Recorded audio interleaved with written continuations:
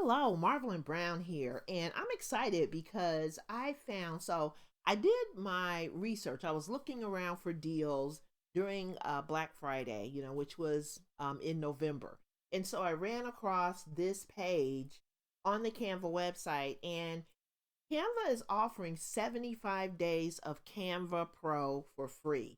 So you can get, instead of getting a free 30-day trial, you can get a free 75 days to try Canva out. And what that means is you don't have to pay for images. You can use any images, videos, and audio, get that entire library for free. You can start, designing things for your social media accounts, for your business. All of that stuff can be done right there on Canva. And then you can also turn one graphic into many with one click resize. So that means that if you create something in one size and maybe you want to use it on Instagram, so maybe you have a square for Instagram, maybe you want to do an Instagram story or a Pinterest post, you can change it into that longer format that works on Instagram and Pinterest.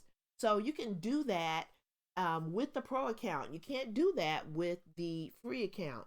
You can create transparent backgrounds for your graphic design file. So maybe you have a logo and you need that logo background to be transparent, so you can put it on any web page or on any document, so that you don't want that white background showing, right?